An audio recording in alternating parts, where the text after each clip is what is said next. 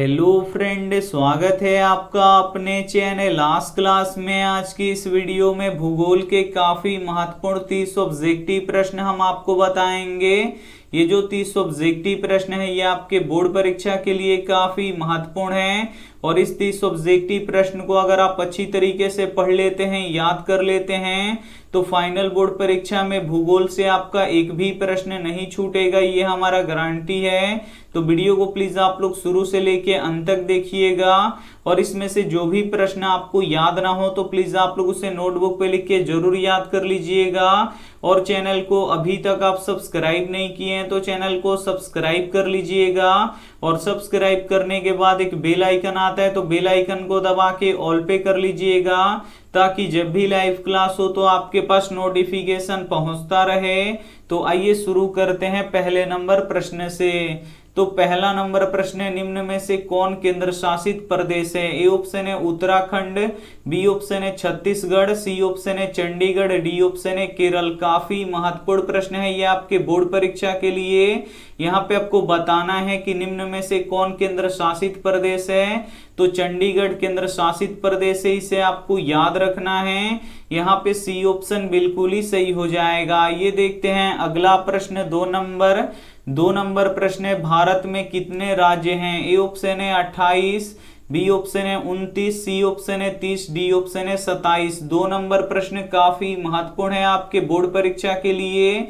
यहाँ पे आपको बताना है कि भारत में कितने राज्य हैं। तो भारत में अब 28 राज्य हैं, इसे आपको याद रखना है। यहाँ पे ए ऑप्शन बिल्कुल ही सही हो जाएगा। ये देखते हैं अगला प्रश्न, 3 नंबर प्रश्न है कि किसने कहा संसाधन होते नहीं बनते हैं? ए ऑप्शन है जिम्मरमैन ने, बी ऑप्शन है महात्मा गांधी ने, सी ऑप्शन है संदीप पांडे ने, डी ऑप्शन है जवाहरलाल नेहरू ने। 3 नंबर भी प्रश्न काफी महत्वपूर्ण है आपके बोर्ड परीक्षा के लिए। यहाँ पे आपको बताना है कि किसने कहा संसाधन होते नहीं बनते हैं। तो जिम्मरमैन ने कहा, इसे आपको याद रखना है। यहाँ पे ए ऑप्शन बिल्कुल ही सही हो जाएगा। ये देखते हैं अगला प्रश्न, 4 नंबर प्रश्न है कि टेक्सोल का उपयोग होता है। ए ऑप्शन है मलेरिया के इलाज में, बी ऑप्शन है एड्स के इलाज में, सी ऑप्शन है कैंसर के इलाज में, डी ऑप्शन है टीबी के इलाज में। तो यहाँ पे आपको बताना है कि टेक्सोल का उपयोग होता है। तो टेक्सोल का उपयोग कैंसर के इलाज में किया जाता है, इसे आपको याद रखना है। काफी महत्वपूर्ण प्रश्न है ये आपके बोर्ड परीक्षा के लिए। यहाँ पे सी ऑप्शन बिल्कुल ही सही हो जाएगा। ये देखते हैं अगला प्रश्न, 5 नंबर प्रश्न है कि भारत का सबसे बड़ा बंदरगाह कहाँ है? ए ऑप्शन है मुंबई में, बी ऑप्शन है चेन्नई में, सी ऑप्शन है कोलकाता में, डी ऑप्शन है कांडला में। 5 नंबर भी प्रश्न काफी महत्वपूर्ण है आपके बोर्ड परीक्षा के लिए। यहाँ पे आपको बताना है कि भारत का सबसे बड़ा बंदरगाह कहाँ है। तो मुंबई में है, इसे आपको याद रखना है। यहाँ पे ए ऑप्शन बिल्कुल ही सही हो जाएगा। काफी महत्वपूर्ण 30 ऑब्जेक्टिव प्रश्न है तो एक भी प्रश्न आप लोग स्किप मत कीजिएगा। वीडियो को प्लीज आप लोग शुरू से लेके अंत तक देखिएगा और वीडियो को लाइक नहीं किए हैं तो प्लीज आप लोग वीडियो को लाइक भी कर दीजिएगा। ये देखते हैं अगला प्रश्न, 6 नंबर प्रश्न है, निम्न में से कौन छोटे पैमाने का उद्योग है? ए ऑप्शन है चीनी उद्योग, बी ऑप्शन है कागज उद्योग, सी ऑप्शन है खिलौना उद्योग, डी ऑप्शन है विद्युत उपकरण उद्योग। तो यहाँ पे आपको बताना है कि निम्न में से कौन छोटे पैमाने का उद्योग है। तो जो खिलौना उद्योग है ये छोटे पैमाने का उद्योग है, इसे आपको याद रखना है।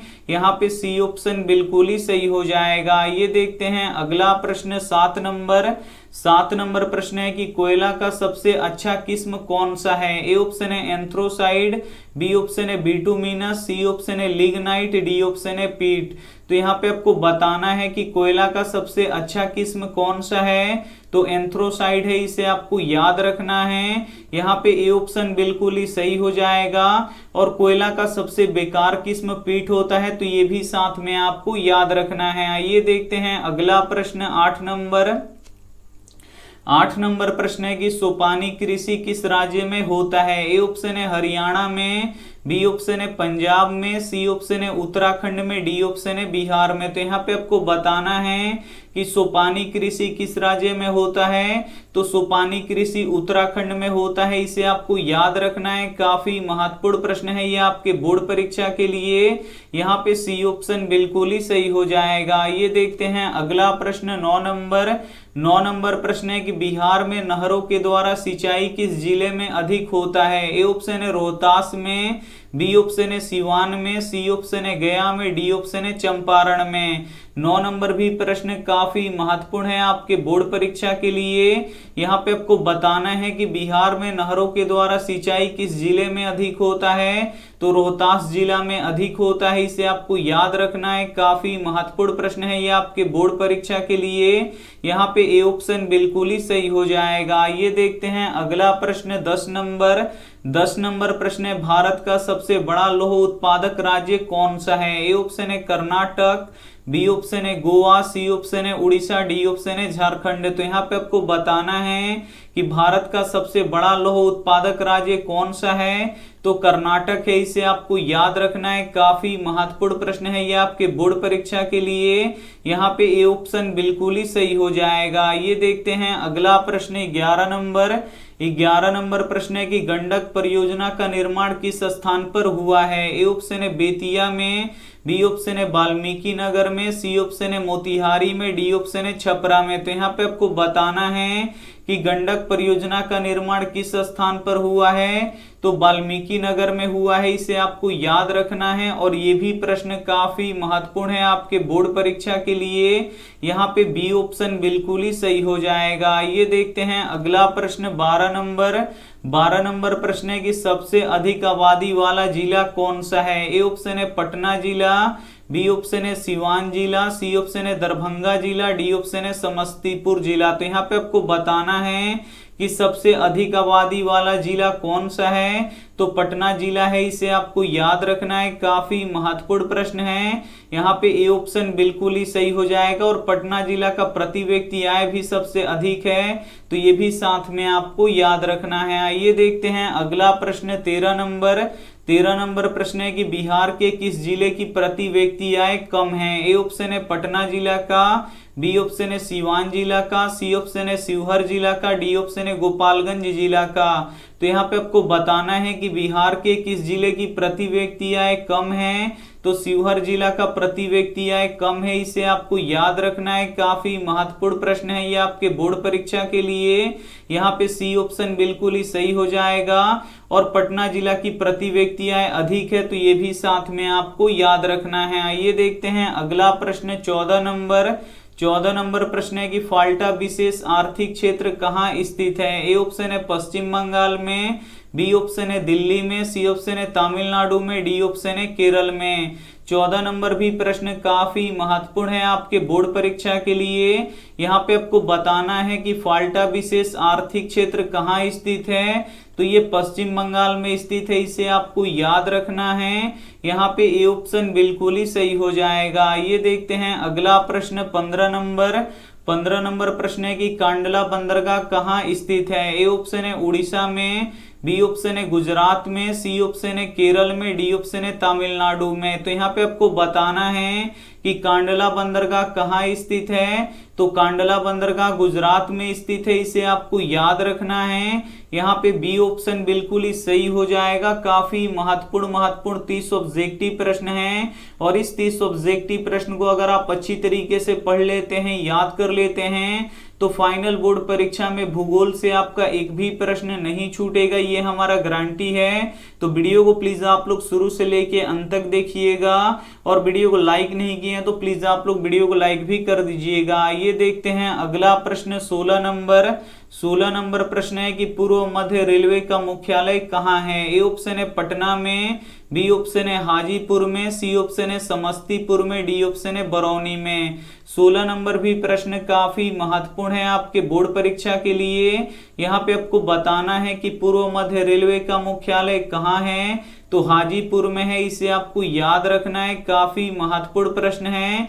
यहाँ पे बी ऑप्शन बिल्कुल ही सही हो जाएगा। ये देखते हैं अगला प्रश्न 17 17 नंबर प्रश्न है कि सीमेंट उद्योग का प्रमुख कच्चा माल क्या है? ए ऑप्शन है चूना पत्थर, बी ऑप्शन है बॉक्साइड, सी ऑप्शन है ग्रेनाइट, डी ऑप्शन है लौह अयस्क। तो यहाँ पे आपको बताना है कि सीमेंट उद्योग का प्रमुख कच्चा माल क्या है, तो चूना पत्थर है, इसे आपको याद रखना है। और ये भी प्रश्न काफी महत्वपूर्ण है आपके बोर्ड परीक्षा के लिए, यहाँ पे ए ऑप्शन बिल्कुल ही सही हो जाएगा। ये देखते हैं अगला प्रश्न 18 नंबर प्रश्न है कि भारत के किस राज्य में सर्वाधिक चीनी मिल है? ए ऑप्शन है उत्तर प्रदेश में, बी ऑप्शन है बिहार में, सी ऑप्शन है महाराष्ट्र में, डी ऑप्शन है पंजाब में।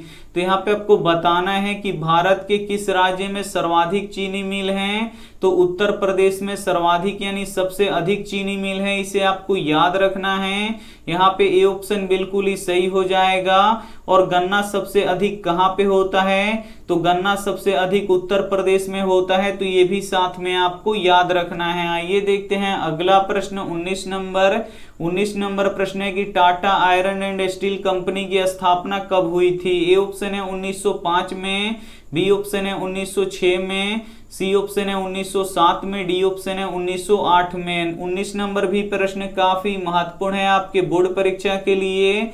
यहाँ पे आपको बताना है कि Tata iron and steel company की स्थापना कब हुई थी, तो 1907 ईस्वी में हुआ था, इसे आपको याद रखना है। यहाँ पे सी ऑप्शन बिल्कुल ही सही हो जाएगा। ये देखते हैं अगला प्रश्न 20 नंबर प्रश्न है कि पटना हवाई अड्डा का क्या नाम है? ए ऑप्शन है जयप्रकाश हवाई अड्डा, बी ऑप्शन है पटना हवाई अड्डा, सी ऑप्शन है महात्मा गांधी हवाई अड्डा, डी ऑप्शन है बिहार हवाई अड्डा। काफी महत्वपूर्ण प्रश्न है ये आपके बोर्ड परीक्षा के लिए।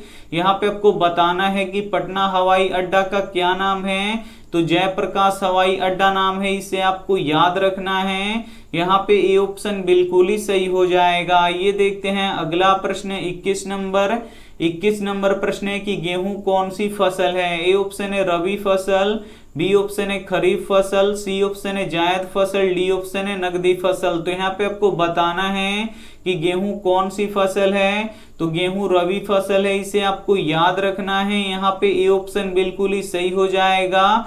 और जो चावल होता है वो खरीफ फसल होता है, तो ये भी साथ में आपको याद रखना है। आइए देखते हैं अगला प्रश्न 22 नंबर प्रश्न है कि चाय पत्ती सबसे अधिक किस राज्य में होता है? ए ऑप्शन है बिहार में, बी ऑप्शन है उत्तर प्रदेश में, सी ऑप्शन है हरियाणा में, डी ऑप्शन है असम में।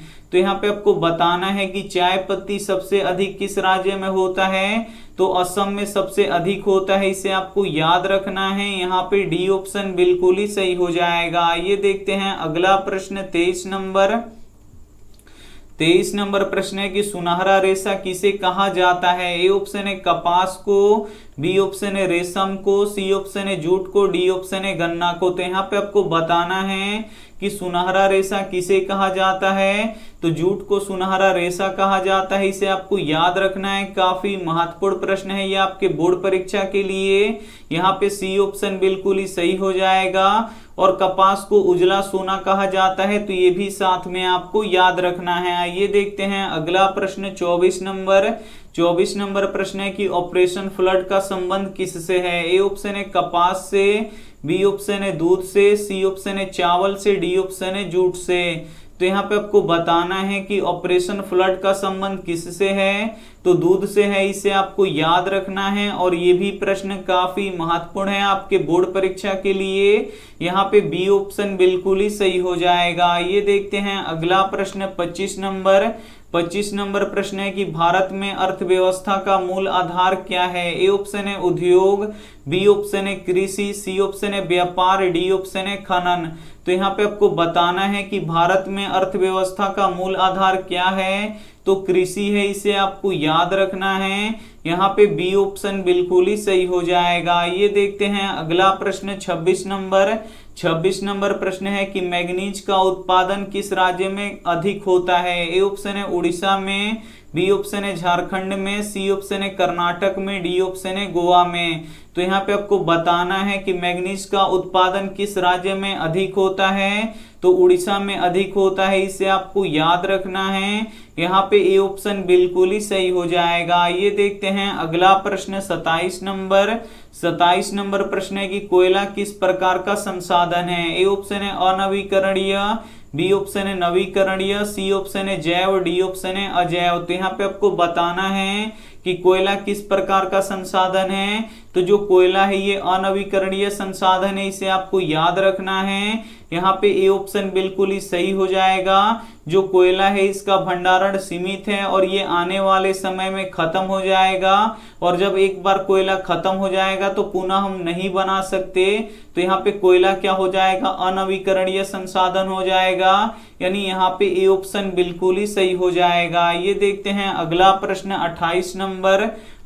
28 नंबर प्रश्न है कि मुंबई हाई क्यों प्रसिद्ध है। ए ऑप्शन है कोयला के लिए, बी ऑप्शन है तेल शोधक कारखाना के लिए, सी ऑप्शन है खनिज तेल के लिए, डी ऑप्शन है परमाणु शक्ति के लिए। काफी महत्वपूर्ण प्रश्न है ये आपके बोर्ड परीक्षा के लिए। यहाँ पे आपको बताना है कि मुंबई हाई क्यों प्रसिद्ध है। तो मुंबई हाई तेल शोधक कारखाना के लिए प्रसिद्ध है, इसे आपको याद रखना है। काफी महत्वपूर्ण प्रश्न है। यहाँ पे बी ऑप्शन बिल्कुल ही सही हो जाएगा। ये देखते हैं अगला प्रश्न 29 नंबर। 29 नंबर प्रश्न है कि कपास सबसे अधिक किस राज्य में होता है। ए ऑप्शन है गुजरात में, बी ऑप्शन है बिहार में, सी ऑप्शन है उत्तर प्रदेश में, डी ऑप्शन है दिल्ली में। तो यहाँ पे आपको बताना है कि कपास सबसे अधिक किस राज्य में होता है। तो कपास सबसे अधिक गुजरात राज्य में होता है, इसे आपको याद रखना है। यहाँ पे ए ऑप्शन बिल्कुल ही सही हो जाएगा। और कपास किस मिट्टी पे सबसे अधिक होता है, तो काली मिट्टी पे सबसे अधिक होता है, तो ये भी साथ में आपको याद रखना है। आइए देखते हैं अंतिम प्रश्न 30 नंबर। 30 नंबर प्रश्न है कि सुंदरवन है। ए ऑप्शन है कर्नाटक में, बी ऑप्शन है पश्चिम बंगाल में, सी ऑप्शन है केरल में, डी ऑप्शन है महाराष्ट्र में। तो यहाँ पे आपको बताना है कि सुंदरवन है, तो सुंदरवन कहाँ है, तो सुंदरवन पश्चिम बंगाल में है, इसे आपको याद रखना है। यहाँ पे बी ऑप्शन बिल्कुल ही सही हो जाएगा। भूगोल के काफी महत्वपूर्ण 30 ऑब्जेक्टिव प्रश्न हम आपको बता चुके हैं, और इस 30 ऑब्जेक्टिव प्रश्न को अगर आप अच्छी तरीके से पढ़ लेंगे, याद कर लेंगे, तो फाइनल बोर्ड परीक्षा में आपका एक भी प्रश्न भूगोल से नहीं छूटेगा, ये हमारा गारंटी है। तो अगर आपको इसमें से जो भी प्रश्न याद ना हो तो उसे आप लोग लिख के याद कर लीजिएगा। और वीडियो को लाइक नहीं किए हैं तो प्लीज आप लोग वीडियो को लाइक कर दीजिएगा। और ये रहा आपके लिए होमवर्क प्रश्न, इसका जवाब आपको कमेंट बॉक्स में देना है कि हीराकुंड परियोजना किस नदी पर स्थित है। ए ऑप्शन है गंगा नदी पर, बी ऑप्शन है यमुना नदी पर, सी ऑप्शन है महानदी पर, डी ऑप्शन है गोदावरी नदी पर। तो जो भी ऑप्शन आपको सही लगे वो आप हमें कमेंट करके जरूर बताइएगा, हम आपके कमेंट का रिप्लाई जरूर देंगे। और वीडियो को लाइक नहीं किए हैं तो प्लीज आप लोग वीडियो को लाइक कीजिएगा, अपने दोस्तों के पास इस वीडियो को जरूर शेयर कीजिएगा। और चैनल को अभी तक आप सब्सक्राइब नहीं किए हैं तो चैनल को सब्सक्राइब करके साथ में बेल आइकन को ऑल पे दबा लीजिएगा, ताकि जब भी लाइव क्लास हो तो आपके पास नोटिफिकेशन पहुंचता रहे। थैंक यू फॉर वॉचिंग, मिलते हैं अगले वीडियो में, तब तक अपना ध्यान रखिए, मन लगा के पढ़ाई कीजिए। Take care and bye.